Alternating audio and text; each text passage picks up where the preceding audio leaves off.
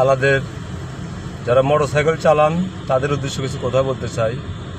এই যে আপনারা ডান দিয়ে যান, বাম দিয়ে যান, হুটহাট করে বড় গাড়ির সামনে দিয়ে হট করে ডানে নেন, আবার কখনো হট করেই বাঁয়ে নেন।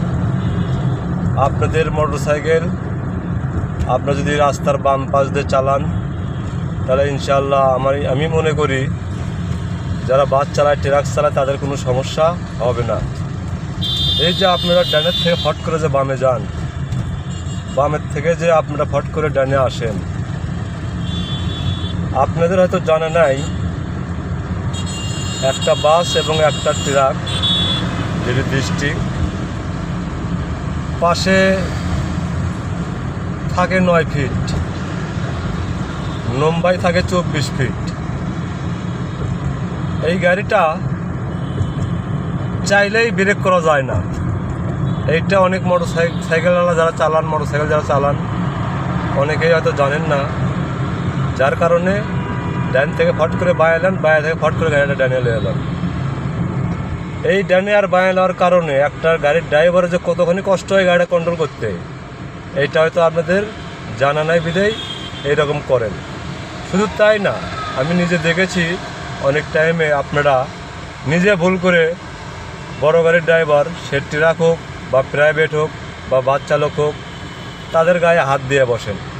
এইটা কিন্তু মোটেও ঠিক না ভাই। কেননা আপনিও হয়তো বা চাকরি করতে আসছেন বা যাইতেছেন, আমরাও এখানে চাকরি করতে আসি বা আমরা পেটের দায়ে গাড়ি চালাই, আমরাও কিন্তু বড় লোক না। আর অফিসিয়াল যারা, তাদের হিসাব আলাদা। যারা পাড়াও চালান তারাও কিন্তু অতটা বড় লোক না। যদি বড় লোকই হইতেন তারা অফিসে বসে কাজ করতেন, রাস্তায় কিন্তু মোটরসাইকেল চালাইতে আসতেন না। তো একটা গাড়ি 24 ফিট একটা গাড়ি চাইলেই কিন্তু হট করে ব্রেক করা যায় না, এটা মাথায় রাখবেন। আর ইদারিং হলে ফেসবুকে, ইউটিউবে আমি যা দেখি, মোবাইল অন করলেই দেখা যায় মোটরসাইকেলের স্কেটিং।